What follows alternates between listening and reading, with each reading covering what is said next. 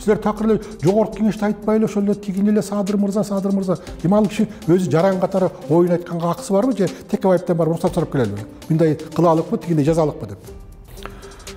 Тууганчылык деген принцип баарыбызда бар, жердешчилик принцип деген баарыбызда бар. Буга жооп берип коеюн. Мисалы үчүн мен Садыр Жапаров да түптүк, мен да түптүк. Сиздин кесиптешиңиз, юрист Шыкмаматов мырза маек берип жатып, азыркы долбоорду багы мен ошол тилинде эле айтайын, уродливый проект деп атады да. Кандай баа бересиз? Кеңешменин составына келгенде мен сүйүнүп атам. Ошондо Шыкмаматов айтып берет кудайым да, эмне себептен уродливый болуп калганын, ошондой баа бергенин, анан эмне себептен ушундай уродливый жазылган конституцияны толуктаганга макулдугун бергендигин өзү айтып берет кудайым ойлойм да. Сани айланайын, сен бизге кел, же болбосо экөөбүз сүйлөшөлү. Аны ошол жерден оюмду айт. Үчүн сиз мага ушундай суроо атасыз. Мен Жапаров үчүн да жооп беришим керек экен, депутат үчүн да жооп беришим керек экен, бүт барысы үчүн жооп беришим керек да, бирок алар үчүн мен жооп бербейм, алар өздөрү жооп берсин. Анан эми чындыгында баягы өзүмдүн оюмду айтып койдум.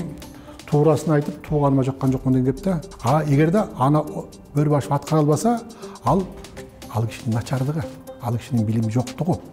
Ушундай болуп калат да. Мен өзүм баа берип коеюн да. Кайсы президент келсе, өзүнө ылайык баш мыйзам жазып аткан жокпу? Эми мында чындыгы бар, жок деп айтканда болбойт. Баягы эле Петр Маракулов ажылдай беришке жок, чындык жагы бар. Эгерде саясий курултал кырчып кетсе, мен түшүнүп турам, бүт баарына Жапаров түгөн эле кылат да. Садыр Жапаров президент болобу, болбойбу, болсо канча убакыт болот, ал баягы эми кыргызча айтканда бир кудайдын буйругунан да, ал киши болбой калышы да мүмкүн. Бекбосун мырза, биз менен маектешүүгө убакыт тапкандыгыңыз үчүн ыраазычылык билдирем да. Анан азыр коомчулукта өзгөчө талкууну жаратып аткан суроолордон эле баштайын деп турам. Бул алгач конституциялык кеңеш менен курамы тууралуу сурагым келип жатат. Курам кандай негизде түзүлдү, кандай критерийлер менен тандалып алынды? Рахмат. Биринчиден сиздерге чоң рахмат ушу кайрылып атканыңыздар боюнча. Чындыгында ушу сиз көтөргөн маселе, башка маселелер коомчулуктун абдан кызуу талкуусунда турат да. Эми сиз биринчи курамын айтып калдыңыз. Курамды бул баягы президенттин милдетин аткаруучу Талант Мамытовдун буйругу менен чыкты, указы менен ошо жарлыгы менен чыкты. Ошон үчүн курамдын составын мен түзгөн жокмун. Аны туура түшүндүңүздөр. Бирок ошол убакта мен сурандым, мурун эле айткам, ошо курам болсо, ошо курамды жалгыз эле жалаң эле саясатчылар болбой, жарандык коом деген бар, коомдук уюмдар деген бар. Анан башка да окумуштуулар бар да. Ошон үчүн ушуларды кошсоңуздар деген ой пикирди айткам мен. Ошону эске алышыптыр. Курамдын эмеси составы болсо 89 киши азыр. Мына 89дун 28-и мамлекеттик кызматтагы иштеген адамдар. Анын ичинде депутаттары бар. 26-сы бул коомдук уюмдардан. Анан эми 35 болсо бул окумуштуулар. Ошо жанагы илимдин докторлору бар, кандидаттары бар. Мына Илимдер академиясынан 5 академик бар. Мына курамдын тизмесинен көрдүңүздөр. Ошон үчүн анын ичинде ошо 35 киши ушу илимден келди да. Ошолордун баягы баарысынын күчү менен бирок ошо илимпоздорду да пайдалана алып атабыз. Анткени илимпоздар дагы коомго кызмат кылыш керек. Мен бул курам мындай бир ишке жөндөмдүү курам деп айта алам. Анткени мына биз бир жумада иштеп калдык. Ошондон бери көп маселелерди чечип атабыз. Бирок окончательный акыркы чечим кабыл элек. Биз азыр баягы бирибиздин оюбузду бирибиз тактап, кандай болот, эмне болот деп мындай бир ойлорубузду угуп атабыз да. Мисалы үчүн пикир алышуу, талкуулоо өтө кеңири түрдө болуп атат. Эч кандай мындай чектөө деген жок. Курам демекчи да, мына биринчи 80 киши кирди эле бул кеңешмеге, кече кайрадан дагы 10 киши бул курамга келип кошулду да. Анан өзгөчө мындай ошо конституциялык кеңешмеге деги реформага каршы чыккандардын пикиринде мындай атаандаш саясатчылар, жарандык коомдун өкүлдөрү эмнеге киргизилген жок деген пикирлер дагы басымдуу. Ага кандай жооп берер элеңиз? Эми балким баягы кайсы бир себептер менен курамга кирбей калса керек да. Аны мен айта албайм.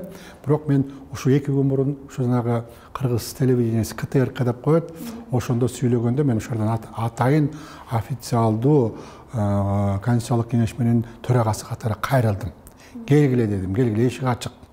Биз ошо жанагы ушу кеңешменин алкагында сиздер менен сүйлөшкөнгө биз макулбуз дедик. Мисалы үчүн мен өзүм бирок ал чакырып эмес, расмий түрдө киргизиш расмий түрдө ал маселени болсо сиздер ошонагы президенттин милдетин аткаруучу Талант Мамытовго кайрылсаңыз болот. Мисалы үчүн мен расмий түрдө аны киргизгенге менин эч кандай ыйгарым укугум жок. Ыйгарым укук деген маселе жөнүндө сураганда, бул конституциялык кеңешмени чакырууга, деги эле конституциялык реформаны жүргүзүүгө президенттин өзгөчө президенттин милдетин аткаруучунун эч кандай мындай укугу жок экендиги дагы ошол юристтер тарабынан айтылып жатат. Анан бул маселеге кандай карайсыз? Сиз дагы юрист катары. Мен өзүмдүн коллегаларымды, юристтердин баарысын сыйлайм. Мына ошо юристтер кайсы жерде ошо президенттин ошондой укугу жок деп жазылганын айтып берсе жакшы болот эле да. Анткени биз дагы угуп атабыз. Мисалы үчүн мен аларга караганда мен тагыраак айтайын. Баш мыйзамдын 68-берене боюнча ушу президенттин ыйгарым укугун атыра турган адам Талант Мамытов бекиди. Бул орунга өзүнүн бул мыйзам, конституциялык нормада ошол жанагы президент кетсе, жогорку кеңештин төрагасы ошонун кызматын аткарат деп. Ал киши жогорку кеңештин төрагасынын кызматын аткарып аткандан кийин ошо кишиге ооду бул мамлекеттик кызмат. Ал эми ошондой эле баш мыйзамдын 65-беренесинде ошол жерде ошо бул киши өзүнүн ошо чарбалык өзүнүн тиги ар кандай маселелер боюнча өзүнүн указын анан токтомун чыгарат деген сөз бар. Ошого ылайыктуу бул киши указды чыгарды. Указдын мааниси кандай? Указдын мааниси Кыргыз Республикасынын конституция жөнүндөгү мыйзамы чыкты. Мыйзам өзү 7 пункттан турат. Ошонун биринчи пункту боюнча, биринчи бөлүмү боюнча ошо жанагы ошол жерде тиги ошол конституциянын долбоору сунушталып атат. Бул мыйзам алкагында чыкты. Ошон үчүн мен ушинтип айтат элем да. Туура, коомдо адам болгондон кийин өзүнүн оюн айтыш керек. Аларга биз баарыбыз сыйлашыбыз керек, бирок ошол ойду дагы бир мыйзам ченеминде айтканда айтса жакшы болот да. Ошон үчүн бул суроого мен ушинтип жооп берем. Ошол жерде мына указ президент милдетин аткаруучунун указы ошо 20-ноябрда чыкты. Ошол жерде биринчи жанагы кириш сөзүндө жанагы постановление жастап коет. Ошо токтом бекилген жерде ошонун экинчи пунктун карап туруп көрсөңүздөр, биздин астыбызга мындай деген милдеттер койду. Мисалы үчүн конституциялык түзүлүштүн негизин, адам укугун, мамлекеттик бийликтин бутактарын оптималдаштыруу боюнча, жергиликтүү өзүн өзү башкаруу боюнча ушулардын концепциясын карап бериңиздер.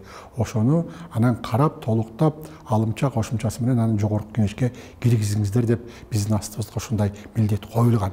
Ал 20-ноябрда чыккан указда турат. Ал бүт баардык жерге чыкты. Аны бүт баардык биздин жарандар окуганга, таанышканга мүмкүнчүлүгү бар. Мына ошонун алкагында биз ошо президенттин милдетин аткаруучунун жарлыгынын негизинде иштеп жатабыз конституциялык кеңешме. Ал эми айтып атышат, силердин чогулганыңарга акыңар жок, силерди жазганга акыңар жок, силер эч ким эмессиңер. Бул эми саясатчылардын, мен дасыккан саясатчымын деген кишилердин сөзү эмес деп ойлойм да. Негизи ушул конституциялык кеңешменин төрагалыгына сиз кандайча болуп тандалып калдыңыз? Ким алып келди да? Анткени мен айрым бир саясий топтор арасындагы айтылып аткан сөздүн чынбышыгын өзүңүздөн уккум келет. Сизди баягы премьер-министрдин милдетин убактылуу аткарып келген Садыр Жапаровдун түздөн-түз жердеши катары ал киши өзү алып келди деген да ойлор айтылып атат. Түшүнүктүү. Тууганчылык деген принцип баарыбызда бар, жердешчилик принцип деген баарыбызда бар. Буга жооп берип коеюн. Мисалы үчүн мен Садыр Жапаров да түптүк, мен да түптүк. Мисалы үчүн түп районунда, ошон үчүн мен муну жашырбайм. Эч кандай жашап турган эч кандай негиз жок. Бул бир жагы. Экинчи жагынан эң негизги сиз кантип келип калдыңыз ушул кызматка, ким алып келди деген суроолор мурунда болуп келген. Мен мынтип айтайын, бул жанагы мамлекеттик түзүлүш боюнча, саясат боюнча, укук системасы боюнча идейный адамдар чогулат да. Баягы мындай айтканда баягы единомышленники деп коет. Мисалы үчүн пикирлештер. Мына ушул пикирлештер чогулат. Мен ошол баш мыйзамды биз баш мыйзам долбоорун биринчи жолу 2006-жылы жазганбыз. Менин коллегаларым дагы ушул жерге келишти. Ошондон бери биз жыл сайын колубуздан келишинче бир 3 жылда, 4 жылда керек болгон убакытта бир жаңыртып турабыз, өзгөртүп турабыз. Анткени өзүбүздү үйрөнүп атабыз да. Мына ушул долбоорду Садыр Жапаров жагып калыптыр. Мындай ачык айтканда. Бирок жалгыз эле ушул долбоор эмес. Ал киши өзү да айтты. Мисалы үчүн бир Кыргызстанда бизде конституциянын долбоорун жазган адамдар көп. Бул жакшы көрүнүш. Бул жакшы көрүнүш. Анткени биз бири-бирибизди толуктайбыз. Бул жакшы көрүнүш. Ошол жерден ошо Садыр Жапаров ошо биздин долбоорду жактырып калыптыр. Баяз Туралдыкын, Дастан Сарыгулов, Жумабай Бектемировдордун бүт бардыгын ушулардын долбоорлорун бир 10 чакты долбоорлорду жактырып калса керек да. Ошон үчүн ошо мына азыркы биз карап аткан долбоорго ошо биздин да идеялар кириптир. Анан киргенден кийин алар мага да көрсөттү, айтышты, бул ушундай түзүлүп калды деп. Анан аякта дагы кемчиликтер бар. Биз аны биздин өзүбүздүн долбоордо кемчилик бар экен, биз аны кийин байкап атабыз. Анткени адам мындай карап көрүш керек да. Ошонун негизинде булар мага сунуш кылышты. Ошо Конституциялык кеңешменин Садыр Жапаров, булар тактап эле айтайынчы, Садыр Жапаров, Талант Мамытовдор ушулар сунуш кылышты. Сиз ушуга болуп бербейсизби деп. Мен чындыгында бул өтө жооптуу иш, өтө ызы чуулуу иш. Анткени Кыргызстанда ушундай адамдар бар да, мыйзамды мен эле жазышым керек, силер кимсиңер дегенчи. Баш мыйзамды биз гана жазабыз, калганыңар ошол менен жашагыла деген адамдардын бир тобу бар. Мисалы үчүн кимдер жөнүндө айтып атасыз? Бул 2010-жылкы Конституциянын авторлор жөнүндө айтып атам. Авторлор жөнүндө айтып атам. Мына ушундай бир бизде бир текебердик менен мамиле кылган адамдар бар. Анан ошолорго баягы ошон үчүн мен айтайын дегеним бул маселе мындай да, мен мындай бир арызданып жиберейин деп аткан оюм жок. Мисалы үчүн мен ушул жерден силерге так сөйлөйүн. Ушул азыркы иштеп аткан баш мыйзамдын 31-беренеси бар. Ошол 31-беренесинде Кыргызстандын жарандары эркин ойлоого дейт. Өз пикирин ачык билдирүүгө акылуу дейт. Анан ошон үчүн мен дагы баягы өзүмдүн жарандык өзүмдүн позициямды билдирип, анан ошончо жылдан бери көтөрүп жүргөн идеябызды колдогон адамдар бар экен. Ошолор менен чогуу ушундай биз кирип калдык. Ошон үчүн мен бул Конституциялык кеңешмеге мен төрага болуп калганымдын себеби ошол. Бул жерде жердештик эмес, бул жерде баягы пикирлеш, санаалаш деген сыяктуу болот. Ошон үчүн ушундай болуп калды. Бул менимче мындай да, бул менимче күнөө болбосо керек, баягы Конституциялык кеңешмеге кирген же да бирөөлөрдөн сурайлыбы, сиз кандай деп ойлойсуз, бул күнөөбү, күнөө эмеспи деп бир адамдардан сурайт окшойбуз. Негизи жана баш мыйзамдын авторлору жөнүндө өткөндө Садыр Жапаров маегинде билдирип 3-4 кишинин ысымын атады. Анын катарындагы сиз да бар экенсиз да. Эми тактоо иретинде бул жердеги мыйзамдын долбоору ошондо 5-6 кишинин биргелешкен долбоору болуп атабы? Биргелешкен долбоор. Мисалы үчүн 5-6 кой тур мындай. Биз жерде мындай да 5-6 авторлордун баягы ар бирисинин өзүнүн мыйзам долбоору бар. Ошолорду чогултуп туруп бир долбоор чыгарышкан да. Анда айтыңыз, эми бул жерде дагы бир маселе чыгып атат да, Конституциялык кеңешме даяр долбоорду карабаш керек эле депчи. Ким айтты ошону?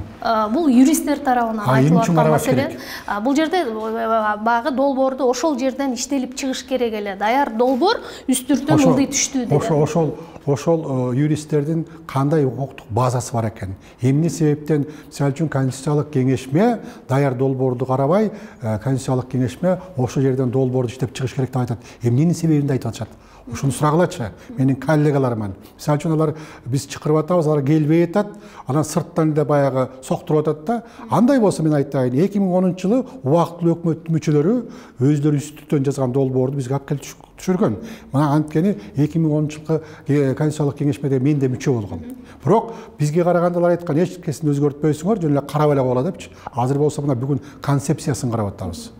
Дагы бир маселе да, мисалы дагы бир маселе, бул жерде мыйзам долбоору коомдук талкууга чыккандан кийин президенттин милдетин аткаруучу Мамытовдун указы менен анан Конституциялык кеңешме түзүлүп атат да. Анан бул өзү мыйзамдуу эле көрүнүш болуп эсептелеби? Анткени талкууга чыга электе кеңешме түзүлүп, анан талкууга чыгыш керек беле? Мындай да, талкууга 17 ноябрда чыкты. Конституциялык кеңешме 20 ноябрда түзүлүп атат. Андан кийин түзүлдү. Карап көрсөңөр баягы бирөө айтып койду, ушундай болуш керек, бул мыйзамдуу эмес экен депчи. Кыргызстанда ушундай бир өнөкөт пайда болуп калды. Ар бир баягы көпчүлүк мындай бир өзүн билимдүүбүз, илимдүүбүз дегендер эле өздөрүнчө эле эреже чыгара берет. Мындай болуш мүмкүн эмес, тигиндей болуш мүмкүн эмес депчи. Дагы бир маселе, эми бул конституциялык реформа негизи эл аралык укукту дагы, анан баш мыйзамды дагы бир одону бузуу менен жүрүп жаткандыгын сынга алып атышат да бул жердечи. Анын үстүнө парламенттин иштөө мөөнөтү өтүп кеткенден кийин каралгандыгы жөнүндө сөз жүрүп атат да. Негизи бул келечекте мындай чоң суроолорду жаратат. Ошол эле конституциялык кеңешменин мүчөлөрүнүн жоопкерчилиги боюнча дагы сөз жүрөт деп ойлобойсузбу? Мындайда конституциялык кеңешменин мүчөлөрү, ошолордун кеңешменин төрагасы катары мен жоопкерчиликти сезип турам. Бирок жоопкерчиликти ушунагы бизге каршы оппозициялык көз карашта оппонент болуп турган күчтүн астында эмес, мен жалпы коомчулуктун астында жоопкерчиликти мен сезип турам. Бул бир жагы. Экинчи, ошо биздин оппоненттер эл аралык укуктун кайсы нормалары бузулуптур? Эл аралык укуктун жанагы улуттук мыйзамдардын кайсы долбоору бузулуптур, кайсы жерлери, кайсы нормалары бузулуптур, ошону ачык айтып берсе жакшы болот эле. Булар ачык айтпай эле, мына мен дагы мурун көңүл бурчу эмесмин, азыркы убакта карап атам, мисалы үчүн эң эле биринчи чыкканда 23-чү беренеге асылышты. Бул деген нравалык деген эмне, мындай деген бул юридикалык категория эмес, андай мындай деп чыгышты да. Мен ошол эле убакта мисалы үчүн мен ошо эл аралык кафедрасынын башчысымын, эл аралык укук кафедрасынын башчысымын. Мен ошол жерден карап чыктым дагы, мисалы үчүн биз кошулган 1966 жылы кабыл алынган жарандык жана саясий укуктардын пактысы деген бар да, эл аралык укуктун нормасы, негизги булактардын бири. Мына ошондон биз карап көрсөк 12-19 беренелерде ошо нравалык калктын нравалык негиздин сакташ үчүн мамлекет чектөө киргизип коет деген жер бар экен. Эч кандай жерде цензура деген жок экен, эч кандай момундай бир эл аралык укуктун нормасына карама-каршы келе турган нерселер жок экен. Андан башка бизде бүт баарыбыз билебиз, адамдардын всеобщая адам укугунун жалпы декларациясы деген бар, 1948 жылы кабыл алынган. Ошонун 29-чу беренесинде мисалы үчүн моралдын адилеттүү таламдарын сактаганга бизге ушундай мүмкүнчүлүк түзүп бериптир. Ошондагы ал жерде эч кандай чектөө деген жок. Бул баягы ошо эл аралык нормалардын алкагында биз иштеп атабыз. Биз жерде мен айтат элем, баягы өздөрү чала бул окуп алышып, анан анча-мынча кишилер айтып койсо эле, ошолорду сындай бербесин, сындашсын. Сын бизге керек. Мен айтып атпайм, о долбоор абдан жакшы депчи. Сындашсын, бирок бир нерсеге негиздеп туруп сындашсын да. Мен ошо жанагы биздин бир жаш доктор, илимдин доктору бар экен, ошону чакырсам мен келбейин дейт. Ал таарын казыпчы. Эгерде келип мына могу долбоордо момундай кемчилик бар экен десе, биз рахмат айтабыз. Бирок ошол эле сиз айтып аткан жаш доктор, бул менимче айым жөнүндө айтып атсаңыз керек, Сания Токтогазиева жөнүндө айтып атасызбы? Айта эле коечу, Сания айланайын. Сен бизге кел, же болбосо экөөбүз сүйлөшөлү. Аны ошол жерден оюңду айт. Ал жерде эч кандай, мисалы үчүн Сания окумуштуу экен, мен да окумуштумун. Окумуштуулардын ортосунда сөз ачык болуш керек. Ал аргументтерди коюш керек столгочу. Мына мен коеюн, ал да койсун. Балким анын бир туура жагы бар.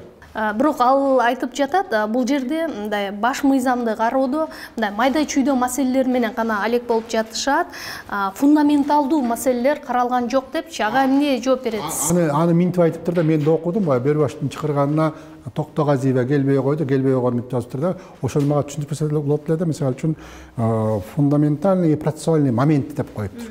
Эми фундаментальный моменттер кайсылар, процессуалдык моменттер кайсылар? Мен ошону сурайт элем да, ошо Санияданчы. Эми бул Сания жөнүндө эле ошого көп көңүл бурбайлы, анткени ошо жок, буга моюнга аласызбы же бул жөн гана да? Жок, ошо мен түшүнбөйм. Бул эч кандай, эгерде айтып берсе, мен ал окумуштуунун фундаменталдык моменттери деп атат да, учурлар деп атат. Фундаменталдуу жана процессуалдык учурлар. Сиз кандай түшүндүңүз? Мен ошо мен өзүмчө түшүнүп атам. Мисалы үчүн биз анда ал экөөбүз тең юристпиз. Мисалы үчүн юриспруденцияда мындай деген сөз бар да, материальные нормы права деп коет, процессуальные нормы права деп коет. Балким Сания ошону айтып атса керек. Анан андай болсо бир башка. Анан ошон үчүн мындай баягы мен чет мамлекеттен бүтүп келдим дейт, бүтүп келгенге рахмат, өзүнө кут болсун, бирок ошо бир тилде сүйлөшсөк жакшы болот эле да. Ошон үчүн мен да аны көрдүм, анан мен көп жакшы түшүнбөй койдум. Ошону келип Сания мага түшүндүрүп берсең, абдан жакшы болот эле. Анан сүйлөшөт экөөбүз. Дагы бир маселе бул ошо баш мыйзам боюнча Венеция комиссиясынын баягы чечими. жөнүндө сурагым келип атат. Эми аны юристтер сиздер айтып жатасыздар, бул болсо жанагыдай кеңеш берүүчү гана мүнөзгө ээ депчи. Макул, ал жагынан алганда деги эле Венеция комиссиясынын чечиминин мааниси бүгүн барбы? Эртеңки күнү эгерде баш мыйзам кабыл алынып калса, алардын чечими биздин Кыргызстандын саясий турмушунда бир нерсени өзгөртө алышы мүмкүнбү? Эл аралык коомчулуктун баасы кандай болот анда? Эл аралык коомчулуктун баасы ушундай болот.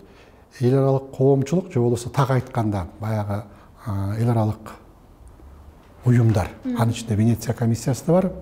Ошолордун бизге болгон биздин иштеп чыккан баш мыйзамыбызга объективдүү жакшы баа берсе, бул жакшы болот.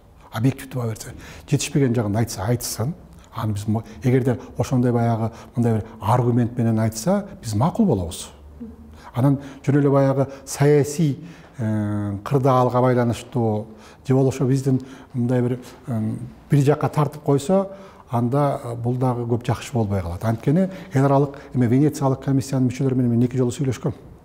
Качан ал? Бир 4 жыл болуп калды. Азыркы кырдаалда. Азыркы кырдаалда сүйлөшө элекмин. Жөн эле бир 4 жыл. Ушу Кыргызстанга жыл сайын келишеттилер да. Ошондо бир 4 жыл мурун бир сүйлөшкөм. Ошо атайын ушу мен маселени бергемде, анткени мен конституциялык укук деген сабактан лекция окуйм, билем. Мен ошо Кыргызстандын конституциясын бүт бардын карап чыктым колуман келишинче. Аны ошондо айттым да, бизде баш мыйзам сапатсыз даярдалып калган деп туруп, анан мен ошол жерде мисал келтирдим. Мына мисалы үчүн могу берене момундай болуп калыптыр, тиги берене тигиндей болуп калыптыр. Анан эмне үчүн ушуну сиздер өткөзүп жибердиңер? Демек силер дагы, мен аларга маселени кабыргасынан койдум. Демек силер дагы биздин баягы саясий элита менен эле кошо сиздердин дагы жоопкерчилигиңиздер болуш керек. Десем, алар айтышты, негизинен биз жактырганбыз, анан кабыл аласыңарбы, албайсыңарбы, ал силердин өзүңөрдүн ишиңер деген. Соңку чечимин кандай кабыл алдыңыз? Кайсы чечимин? Өткөндөгү бергенчи бул баш мыйзамды кабыл алуудагы маселелер жөнүндө. Эми ал мисалы үчүн ал парламенттин иши экен, парламентте айтып атпайсыңарбы? Бул мынтип айтайын да, биз деген суверендүү мамлекетпиз. Анан бир чечим кабыл алып эле анан батышты жаса чыгышты карап турган бул болбойт. Эгерде бизди эл аралык коомчулук сыйласын десе, биз Бүрүттөн Бириккен Улуттар уюмунун өкүлү, мүчөсүбүз, суверендүү мамлекетпиз деп айтабыз. Демек биз өзүбүздүн мыйзамдардын негизинде иштешибиз керек. Сиздин кесиптешиңиз, юрист Шыкмаматов мырза маек берип жатып, азыркы долбоорду багы мен ошол тилинде эле айтайын, уродливый проект деп атады да. Кандай баа бересиз? Мына кечээкү президенттин милдетин аткаруучу Мамытовдун указы менен ошо Шыкмаматов дагы биздин комиссияга келиптир, кошулуптур. Биздин жок, мына кечинде ошондо кеңешмеге кошулуптур. Ошо кеңешменин составына киргенди мен сүйүнүп атам. Ошондо Шыкмаматов айтып берет кудайым да, эмне себептен уродливый болуп калганын, ошондой баа бергенин, анан эмне себептен ушундай уродливый жазылган конституцияны толкулаганга макулдугун бергендигин өзү айтып берет кудайым ойлойм да. Дагы бир маселеге келели. Эми милдетин убактылуу токтоткон өкмөт башчы Садыр Жапаров президенттик шайлоодо мамлекеттин башкаруу системасы менен парламенттик шайлоо жолун президенттик шайлоо күнү бир эле күнү баягы референдум аркылуу добушка коюу маселесин сунуштады өткөндөгү маегинде да. Анан менде суроо пайда болот да, анда конституциялык кеңешменин мындай шашылыш түзүүнүн канчалык кажети бар? Биз баягы поезддин алдына чуркап бараткан жокпузбу? Мен айтат элем, мисалы үчүн сиз мага ушундай суроо берип атасыз, мен Жапаров үчүн да жооп беришим керек экен, депутат үчүн да жооп беришим керек экен, бүт баарысы үчүн жооп беришим керек да, бирок алар үчүн мен жооп бербейм, алар өздөрү жооп берсин. Чынбы мындай? Мен өзүмдүн жок, мына мен айтайын, мындай деп айтайын, мен конституциялык кеңешменин составына кантип кирип калдым, эмне себептен төрага болуп калдым, ошого мен макулдугумду айттым. Мен өзүм жооп берейин. Жерде эч кандай шашылыш болгон жок. Анткени айтпадык. Мисалы үчүн ошо 17-ноябрда долбоор чыкты. Долбоорду караш үчүн конституциялык кеңешме түзгөн, бул убагында эле түзүлдү деп ойлойм да. А экинчи суроңуз, мисалы үчүн шашылыш дегенчи баягы балким шашылыш бат-баттан эптеп, будалап тигинтип, минтип эле өткөзүп коет деген ой болушу мүмкүн. Мен ошол кеңешменин төрагасы катары бизде эч кандай шашылыш жок. Азыр бир дагы берене боюнча, мисалы үчүн 105 берене экен, бир дагы берене боюнча мына бүгүнкү күндө биз чечим кабыл ала элекпиз. Азыр бүт баардыгы баягы талкуу жүрүп атат да, мисалы үчүн бул ар кимдин өзүнүн ою бар экен, биздин эл ушунчалык билимдүү эле экен, ошон үчүн бул жерде мисалы үчүн мен айтат элем, баягы бизди эч ким шаштырган жери жок. Анда эмне үчүн сиз сөзүңүзгө аралжы биз мыйзам долбоорун 15-20 күндүн ичинде карап бүтөбүз деп айттыңыз. Анткени айтканын себеби мындай, анткени ошол убакта жогорку кеңештин депутаттарынын законун биз колго алганбыз. Ошондо турган 10-январда депчи. Ошонун негизинде мен ушинтип айткам. Бул бир жагы. Экинчи жагы баягы кылдан кыйкым тапкандар, мисалы үчүн өткөндө 2010-жылы ушул эле конституциялык кеңешме түзүлгөн. Ошолор болгон 19 гана күн иштеген. Эң сонун эле 19 күн иштешти. 4-майдан баштап иштешти го дейм. 19 күн иштедик. Анын ичинде мен да бар болчумун. 20-майда бүтүрдүк, ушундай бир иш бүтүрдүк. Анан эле тиги түндүктө, түштүктө ошол кырдаал башка болгондо, жок айтырлачы кырдаал, кырдаалды таба берсе болот. Ошол убакта ошо менен анан биз июнда референдум өткөзбөдүк. Мисалы үчүн кечөө ушундай болгон, анан бүгүн мындай болду. Ошону салыштырбай эле баягы бир жакты көздөй эле топ деп деген сыяктуу эмне үчүн ушундай, эмне үчүн мындай, силердин акыңар жок болчу, силердин укугуңар жок болчу деп айтканга эч кимдин укугу жок. Мына жана сөзүмдүн аягына эми чыгайын. Мисалы үчүн бизе жаңы баш мыйзам келсе хан болот деп атпайбы? Азыр ушу эски баш мыйзамдын деңгээлинде бизге кудай болуп кеткен адамдар бар экен да. Сен минтип ойлобо, сен момундай деп жазба, сен могу чогулушка барба, сен ушул жерде талкууга катышпа деп ушинтип бизге чектөө коюп атат да. Алардын кандай укугу бар?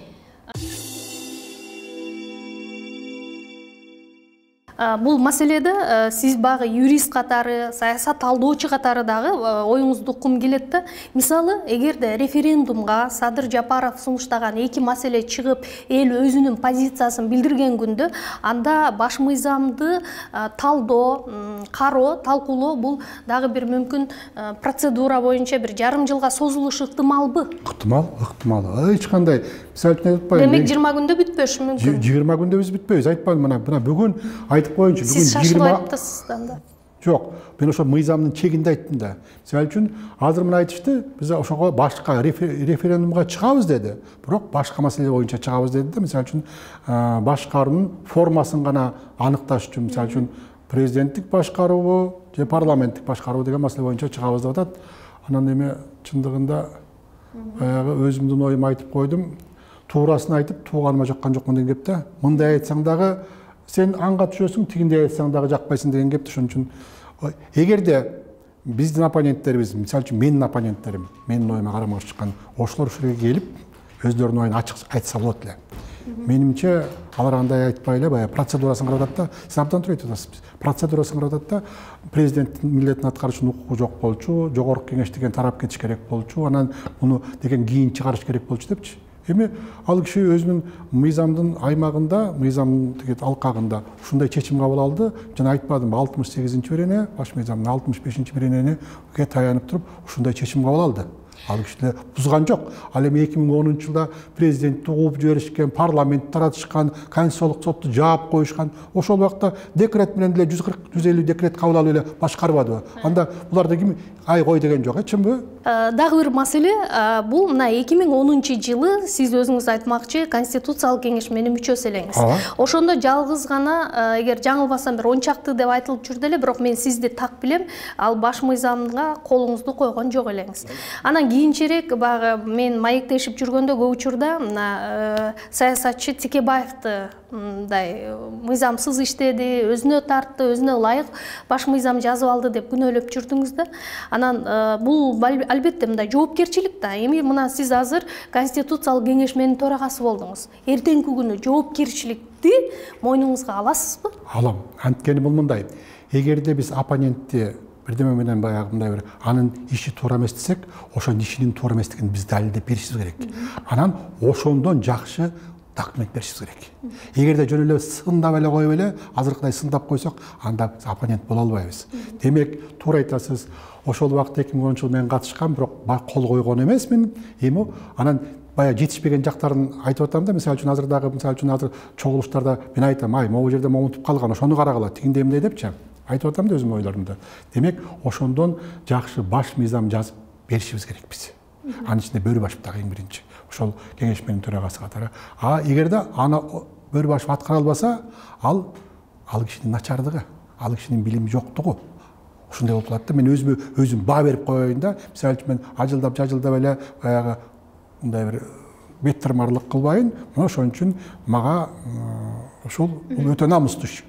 Эми юрист катары, талдоочу катары сурагым келип атат. Мына бир мандаттуу шайлоону жактап келген Садыр Жапаров коомчулуктагы сунуштарды эске алуу менен 90 депутаттын 55-и мажоритардык, анан 35-и бир мандаттуу шайлоо жолу аркылуу келишин сунуштап жатпайбы?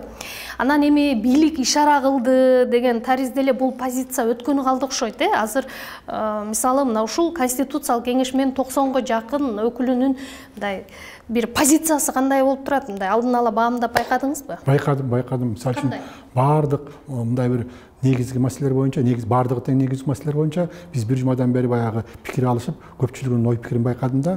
Ошол мисалы үчүн биринчиден могу долбоордо кандай шайлоо системасы кирет, мажоритардык, пропорционалдык ал жөнүндө жазылбаптыр. Жөн эле жогорку кеңеш 90 депутаттан турат деп гана коюптур. Ошон үчүн менимче ушул абдан туура чечилген маселе, анткени Россия Федерациясында ошондой. Ал эми жанагы 35 болобу, 55 болобу, ошолордун бүт бардыгын тең конституциялык мыйзамдын негизинде жогорку кеңеш кабыл ала алса болот. Ал эми азыркы убакта жогорку кеңеште жалаң партиялардын өкүлдөрү отурат, алар сөз ура деп кабыл алышат. Бул жерде мындай да биз демек эми Садыр мырзанын сунушу өткөнү калды. Эгерде кабыл алса, силер дароо өткөзүп жибергиле. Эгерде жогорку кеңештин депутаттары кабыл алса, ал өтөт. Силер такыр эле жогорку кеңеште айтпай эле ошол эле тигин эле Садыр мырза. Эми ал киши өзү жаран катары оюн айтканга акысы барбы же Текебаевден барып уруксат сурап келелби? Мындай кылалыкпы, тигиндей жазалыкпы деп. Жок, эмне үчүн башка талапкерлердин, мисалы президенттикке талапкерлер ушундай позициясын билдирбей жатат деген суроо жаралып атат. Мына азыр 50ден ашык киши калдыбы президентке талапкер? Алар да ошол оюн айтып чыксын. Мисалы үчүн саясий майданда жүргөн адамдар үчүн абдан жакшы шарт түзүлдү. Алар өздөрүнүн оюн берсин. Өздөрүнүн оюн берсин дагы айтпайбы? Мисалы үчүн шайлоо системасы моментем депчи. Эми мисалы айрымдар ошол эле сиздин кесиптештериңиз айтып атат, референдумга бул президенттик шайлоо өткөн күнү референдумдун кошо өтүшү бул мыйзамсыз депчи. Анан бул жагын алганда сиз колдойсузбу? Эки маанилүү иш-чаранын бир күндө өтүшү. Ошо менин коллегаларым кайсы жерде ушундай бизде укуктук ченем бар экен, мыйзамсыз деген. Ошону таап мага көрсөтсө жакшы болот эле да. Кээ бир биздин юристтер, мисалы үчүн менин коллегаларым тигинтип атат, минтип атат деп айтышат. Мен айтат элем, баягы өзүнүн юрист деген ушу юридикалык кесипти мындай пайдаланып жүргөн адамдар баягы мыйзамдын тили менен сүйлөшүш керек. Демек, азыркы убакта карабайсыңар, бүт баардык биз мыйзам талаасына келели дейт. Биз дагы юристтер дагы мыйзам талаасына баралык. Эгерде ошо мыйзамсыз болсо, андай айтыш керек. Мисалы үчүн атайын референдум жөнүндө закон бар. Ошонун баланчанчы бузулуптур. Атайын баш мыйзамдар бар, мына конституция. Ошонун баланча беренеси бузулуп атат деп эмне үчүн айтышпайт? Балким чындыгында биз билбей, байкабай калган жерлер бар. Ошону айтпайбы? Баланча беренеси бузулуп атат деп. Мына өткөндө жана 23 долбоордун 23 статьясы боюнча айтышты. Биз дароо каратта жооп бердик. Ошондон бери көтөрбөй калышты бул маселени. Негизи баш мыйзамдын долбоорун 80ден ашуун эл өкүлү демилгелей алат деп жазылган экен да. Анан бирок өткөндө 4-5 депутат колун кайрып алгандыгын, таанышпагандыгын, алар башка нерсеге кол койгондугун айтышты. Ошондо ал сан 80ге чыкпай калды да. Анан бул кандай болуп калат аягы? Мен туура ушундай мыйзамда ушундай эме бар, тиги норма бар, ченем бар, 3-төн 2ден кем эмес депчи. Ошон үчүн 80 депутат, мен сурашсам 83 депутат кол коюп берген экен да. Анан кол коюп берип, ошо 17 эмеде ноябрда чыккан экен. Анан 18-чи, 19-чу, 20-сында ошо бир депутат кайра чакыртып алды деген сөз бар. Мен аны көргөн жокмун. Бирок ошол убагында кол коюп өткөзгөн да. Ошон үчүн мен ушу суроону сиз ошо жанагы кол коюп, кайра колун чакыртып алган депутаттардан сурасаңыз жакшы болот эле да. Алар эми таанышпагандыгын, анан алардын проблемасы. Мына эми үчүн таанышпаган документке кол коесуң, мисалы үчүн айтылам да, эми үчүн анан бирөө таанышпай кол коюп койсо ошого да бир баш жооп бериш керекпи? Айтыңызчы, сиз эми саясатты талдап жүргөн адамсыз. Азыр баш мыйзамды талкуулоо мындай бири-бирине каршылаштардын бир эки жээкте туруп алып бир кайым айтышуусундай таасир калтырып атат. Мен журналист катары коомдогу пикирди айтып жатам. Ушул нерсенин аягы мындай бир чыңалууга, башка бир жагдайларга алып келүү коркунучу жокпу? Коркунуч жок деп айта албайм, бирок ушундай бир коомдо, мисалы үчүн плюрализм мнений деп атпайбызбы, ошол эле жанагы батыштын баалуулуктарын тоо көтөргөн биздин оппоненттерибиздин айрымдары ошо плюрализм мнений деген бар. Коомдо ар кандай бир маселе боюнча ар кандай ой пикирлер болуп калат. Ал көп болот. Айрыкча саясаттын тегерегинде көп болуп турат да, тем более шайлоонун астында, референдумдун астында бул мыйзам ченемдүү көрүнүш. Буга биз эч кандай бир окуй ушундай болуп кетти дешпес керек. Тиякта бияктагы, бирок ошол эле убакта ошол мындай ой пикирлерин сунуштаган адамдар момундай отуруп, ачык эле чыгып эле, ачык эле отуруп эле өздөрүнүн ойун айтыш керек. Бу жерде кандай коркунуч бар. Анан эгерде бүт баарысынан эле коркунуч бар, тияктан коркунуч бар деп отура берсек, анда бизде коомдо өнүгүш болбой калат да. Экинчи тарап болуптур. Биринчи тарап баш мыйзамын алып алды 2010 жылы. 2010 жылдан бери ошо баш мыйзамды жакшырткан жок. Мыйзамдарды, керектүү мыйзамдарды алган жок. Ошонун натыйжасында биздин коомдо коррупция көчүп кетпедиби? Мына шайлоо системасы эмне болду? Адилетсиздик орноду. Ошентип калганга каршы чыккан элдин бир бөлүгү башка мыйзам керек экен деп атат. Жана айтып атпайсыңбы, Садыр Жапаров деле элдин бирөө, элдин эле өкүлү. Ошол жанагы айтып аткан адамдардын бир баягы мүмкүнчүлүк келип калды, бийлик келип калды. Ошол убакта ошол киши өзүнүн бийлик абалынан пайдаланып, ушундай бир мыйзамдын долбоорун түртүп атат. Бул жерде эч кандай бир мыйзам бузуу деген жок.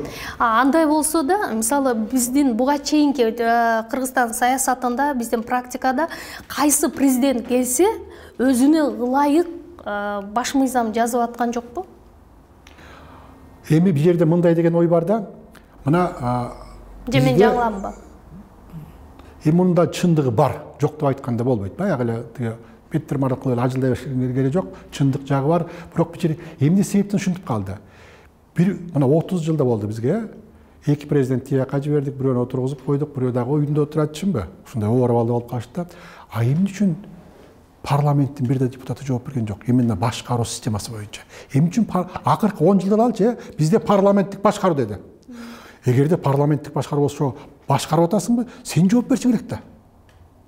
Сен жооп беришиң керек да, парламент жооп бериш керек да. Парламенттин ичиндеги саясий партиялар эч кандай бийликтин бутагына кирбеш керек болчуларчы. Булар саясий системаны түптөш керек болчу баягы өзлөрүнүн өкүлдөрү аркылуу, шайлоо аркылуу. Бирок булар бөлүп албады мамлекеттичи. Ак үйдөн баштап айыл өкмөтүнө чейин бүт тармактарды бөлүп алды. Алардын жоопкерчилиги эмне үчүн жок? Ошон үчүн менимче баягы мындай бир коомчулукту алдоо, ошолордун баягы көңүлүн бир башка проблемага буруу абдан күчтүү болуп калгандагы, бизде бүт баардык проблеманы биз президенттерге гана жүктөйбүз да. Мен алардын адвокаты болоюн деген оюм жок. Алардын да кандайдыр бир деңгээлде күнөөсү бар. Бирок ошол эле убакта парламент эмне үчүн жооп бербейт? Мына бизде парламенттик башкаруу деди, ошол эле калтырабыз деп атат. Бирок эчтекеге жооп бербеген парламент элдин ачуусуна тийип атат. Сиздин оюңуз боюнча конституциялык реформаны баягы макул президенттик шайлоодон кийин, анан парламенттик шайлоодон кийин жаңы келген парламент менен жасоого болот беле же ушунчалык зарылчылык пайда болдубу? Бул жерде жаңы келген парламент менен сиз абдан жакшы суроо бердиңиз да. Жаңы келген парламент кайсы шайлоо системасы менен келет? Эски шайлоо системасы менен келет. Чынбы, жанагы партиялык тизме менен келет. Именно ошо партиялык тизме менен шайланган депутаттарга каршы эл чыкпадыбы 5 октябрда? Чынбы?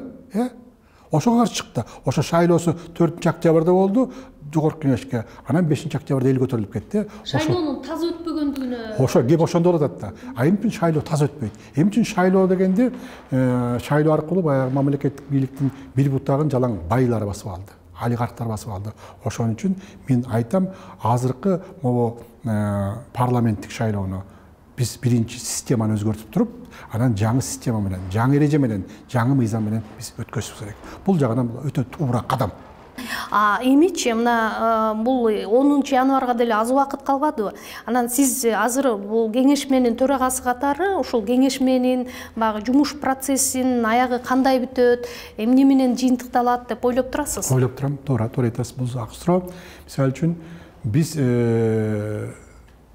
эң биринчи биз концепциясын карадык. Мына концепциясын, жаңы долбоордун концепциясын карадык дагы, ошондо биз жана 3 секцияга бөлүндү деп айтпадыкпы? Ошо секциялардын ар бирине кирип чогултуп, баштар менен сүйлөшүп, ошондо айттык. Мына азыркы иштеп аткан баш мыйзамдын концепциясы кандай экен? Ошол эле разделдер боюнча. Анан азыркыныкы кандай экен? Анан кайсынын кандай жетишкендик жактары бар, кайсынын кандай кемчиликтери бар? Эгерде кемчилик болуп калса азыркыдачы, ошону биз кантип жакшыртабыз? Мына биз ушундай кылып иштеп атабыз. Мисалы үчүн келе калып эле көрүп келип эле баягы биринчи, экинчи беренеден кетип эле мындай бир ошону эле талкуулап аткан жерибиз жок. Ошондой биз баягы концептуально карап атабыз да. Мисалы үчүн баш мыйзамдын ошо негизги максатын, ошону аныктоо биздин астыбызда турат да. Же болбосо айтканда бул илимий азыр бир мындай жыйынтыгы кандай болот да? 10 январга чейин жетишпейсиздер. Жетишпейбиз. Ошондо референдумга чыгабы эмне болот да? Ошону мен Жок, референдумга баягы мындай аныкталып эле Садыр мырза айткандай ошо аягы чыгабы? Эми ал референдумду мен жарыялабайм. Жок, албетте. Анан кандай мааниде референдум чыгат, аны мен да айта албайм, сен да айта албайсың. Жок, Садыр Жапаров айтып атпайбы, мамлекеттик башкаруу системасын аныктай турган суроону коелук депчи. Ошону кошо чыгат демек, ошо Садыр Жапаров айтты. Бул туура эле болобу? Туура эле болот бул. Анткени бизде деген мына ошо абдан жакшы суроо. Акыркы 30 жылда Кыргызстанда таза парламенттик дагы башкаруу болгон жок, таза президенттик да башкаруу болгон жок. Акыркы 30 жылда Кыргызстанда аралаш башкаруу болду. Эте кайсы бир жылдарда парламент мындай күчтүү, көп полномочия алып калды, көп ыйгарым укук. Ал кайсы бир убакта президент көп полномочия алды, ошон үчүн баягы бирине бири жооп бербей, бирок аягында эле баягы президент түнөлүп атышат. Мына азыр деле могу баш мыйзам боюнча президенттин полномочиялары абдан аз. Чарбалык маселени карабайт, экономикалык маселелерди карабайт, тышкы саясатты аныктайт деп коет. Бирок тышкы саясатты аныктаса дагы чет мамлекетке чыкканда, жана келишимдерге кол койгондо премьер-министрден колунан кагаз алат. Анан бул карабайсыңар, кандай система? Сиздер анын ичинде өзгөчө сизди баягы Садыр Жапаровдун бийлигин бекемдөөгө мындай аракет күчү жумшап жатат деген дагы пикирлер басымдуу болуп атат. Анткени президенттик башкарууга биз артка кайтып баратабыз дегенчи. Ага кандай жооп бересиз? Биринчиден мен жанагы Садыр Жапаровдун бийлигин күчөтүп атат дегенге мен макул эмесмин. Мен кимдин бийлигин күчөтөм билесиңерби? Эгерде мен мен деп айтсам да туура эмес болот. Анткени 100 киши отурат да залдачы, жалгыз эле мен эмес. Мен колуман келишинче элдин бийлигин күчөткөнгө аракет кылам. Көпчүлүк адамдар билбейт, даже айрым биздин коллегалар билбейт экен.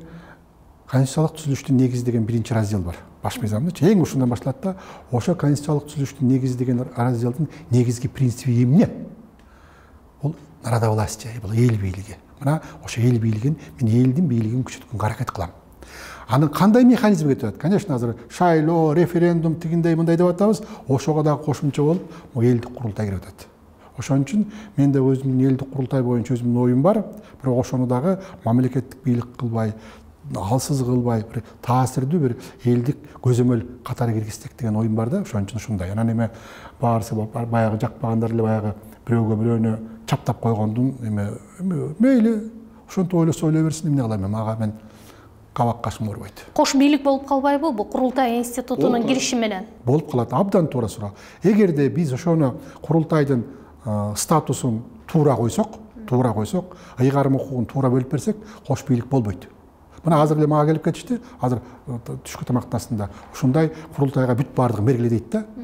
Анда депутаттардын эмне кереги бар? Анда мен ушуну айттым. Анда давайте бүт баардыгын силерге берсек, анда президентти, өкмөттү, ЖКнын бүт баарын алып таштайлы, республиканы курултай башкарат деген кеп бар. Бирок ошончо, бирок алардын дагы кээ бир айрымдары бар да, мисалы үчүн курултай ушунчалык чоң полномочия алсын дейт. Анан эчтеке жооп бербесин деген сыяктуу да баягы. Биз көзөмөлдөйбүз дейт да. Анда азыркы келечектеги курултай азыркы саясий партияга айланып калат. Мына азыр саясий партияларды карасаңар, ушундайда бүт баардык бийликти колго алган, саясий партиялардын башчысынын чөнтөктөрү толгон, көк кагаздарга толтура, бийликти алган, бирок эчтеке жооп бербей атпайбы. Ошондо азыркы партиялык системаны биз курултай менен гана алмаштырып коебуз. Мааниси өзгөрбөйт. мага мына мен өзүм изилдеп далилдеп карап көрдүм, мына ушундай жол менен барып калыш мүмкүн да, ошон үчүн жана сиздин бергениңиз өтө актуалдуу суроо, ошого биз жол бербешибиз керек. Президент курултайдын үстүнөн башкарып калбайбы? Ал келечекте мындай, ал жанагы жогорку кеңеш кандай мыйзам жазып берсе, ошондой болуп калат. Мисалы үчүн жогорку кеңешти биз байкуш кылып атпайбызбы? Жогорку кеңештин өтө чоң күчү бар. Мамлекеттик бийликти 3 палаттан турат. Ошол жерде жогорку кеңештин өтө чоң мүмкүнчүлүгү бар да. Ал мүмкүнчүлүгү кайда? Мыйзам чыгарууда. Жогорку кеңеш кандай мыйзам чыгарса, мисалы үчүн бийликти президентке берип койсо, тияка берип койсо, ал жогорку кеңештин колунда да. Ошон үчүн биз тиги жогорку кеңешти байкуш кылып эле эчтеке кыла албай калды дебей, ал эгерде жакшы мыйзам чыгарып берсе, эмне үчүн анда мындай бир коом астыга жылып кетпесин, кетет сөзсүз. Ошон үчүн биз туура карашыбыз керек. Ал эми могу биз баш мыйзамга жогорку кеңешти, элдик курултайдын ордун таап, ал бийлик органы болобу, же коомдук болобу, орган болобу, ошону биз тактап беришибиз керек. Бул боюнча өтө көп талкуу болуп атат. Акыркы суроону берейин. Азыр эми мисалы саясатчылардын баягы кулуардан тышкары сөзүн же болбосо массалык маалымат каражаттардагы берген интервьюларын социалдык түйүндү байкап атасыз да. Болбой эле мындай бир чыңалуу тургандай да. Анан ушунун аягы бир кайрадан Кыргызстанда стабилдүү эмес кырдаалды жаратып коет деген чочулоо барбы, жокпу? Бүгүн ачык айтсаңыз. Мен ачык айтайын, бирок суроо берейин. Ошо саясий чыңалуу эмне себептен болуп атат? Мына айткылачы журналисттер, чындыгында азыркы бийлик ката кетирип атса, аны айтышсын да. Аны жөн эле баягы эле тигинин бийлиги орноп калат, анан минтип калат, анан тигинтип калат деген кереги жок. Мына мен мурда күнү кайрылдым. Роза Исаковнага кайрылдым. Ал кишинин атайын статусу бар. Экс-президент деген. Ал киши адам мындай бир адам баягы өзгө чабалы болгондон кийин ал тияктын да сөзүн угуш керек, бияктын да сөзүн угуш керек. Ошо эки жакта болуш керек, эки жакка тең катыш керек. Ай, улуу эже сыяктуу, ай балдар эмне кылып атасыңар? Мунуңар кандай болот деген сыяктуу сөздү айтыш керек. Биз баарыбыз сыйлайбыз. Аны чакырыш керек эле да расмий. Мисалы үчүн мен чакырдым, мен өзүмдүн деңгээлимде ал кишини чакырдым атайын. Анан ошончо керек, анан баягы саясий кырдаал курчуп кетеби? Анан эгерде саясий кырдаал курчуп кетсе, мен түшүнүп турам, бүт баардыгына жапарып түгөнө эле калат да. Биз айтканбыз, биз дегенбиз депчи. Анан мындай элге дагы мүмкүнчүлүк бериш керек да. Кыргызстандын элинин кайсы бир бөлүгү президенттик башкарууну жактырып турат. Эмне үчүн алар өзүнүн оюн айтканга, өзүнүн проектисин, долбоорун сунуштаганга акысы жок. Мына эгерде келечекте ушул азыркы долбоор боюнча референдум өтүп калса, мына бизде элде деген альтернатива болот да. Эгерде эл муну жаңыны колдобосо таштап коет, эски менен жашай беребиз. Эски турат да. Иштеп аткан баш мыйзамды эч ким четке түртүп таштаган жери жок. Ошону биз колдонуп атабыз. Азыр дагычы. Ошон үчүн эмне үчүн тиги тарап баягы биздин оппоненттер дебейин, ушундай экен, бул элдин дою бар экен, булар да ойлонот экен эркин. Чочулоо барбы, жокпу? Бир сөз. Жок, ошого эмне үчүн барышпайт? Чочулоо бар. Анын үчүн эки жактан жооп бериш керек. Эки жактан жооп бериш керек. Бирөө эле күнөөлүү кылып койгондо болбойт. Сиз бейтарап иштеп жатам деп эсептейсизби өзүңүздү? Мисалы азыр айтып атасыз, эмне үчүн деп, мисалы сиздин оюңуздан мен сиздин президенттик башкарууну жактап атканыңызды билип атам. Башында эле айттым. Аны экөөбүздүн интервьюсунун эң башында айттым. Мен эмне үчүн ушуга макул болдум деп. Анткени ошондой мен баягы оппонент катары сүйлөп атам да. Анткени алар парламенттик башкарууну жакты көрөт, мен болсо президенттик башкарууну жактырам. Анткени анын өзүнүн себептери бар. Алар кимдер? Алар эми каршы чыгып аткандар да, алар кимдер?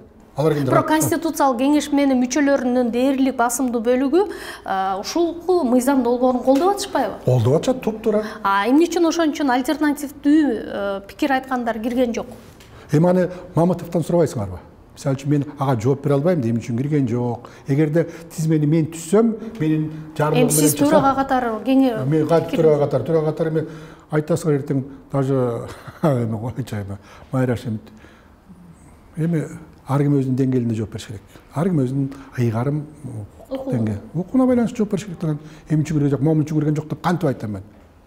Ошон үчүн ошол жака барышсын, айтышсын. Эмне ага үйдө таппай калышыптыр, кайда экенин билбей калыптырбы?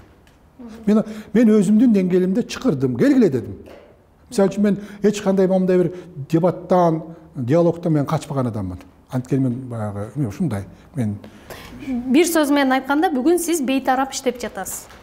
Бүгүн момундай айтканда, могу азыркы долбоордун үстүндө бейтарап иштеп атам. Азыркы долбоордун үстүндө. Анткени долбоор мына жана өзүң айтып кетпедиңби, тиги жердечи экен Садыр Жапаров менен ошон үчүн ошонун бийлигин колдоп атат депчи. Садыр Жапаров президент болобу, болбойбу, болсо канча убакыт болот, ал баягы эме кыргызча айтканда бир кудайдын буйругунан да ал киши болбой калышы да мүмкүн. Ошон үчүн биз деген келечекте кимиси президент болот, кандай президент болот, ошо президентке ошондой милдеттерди жүктөп, аны ошого эле ылайыктуу жоопкерчилигин коюшубуз керек. Чоң рахмат, ийгилик каалайм.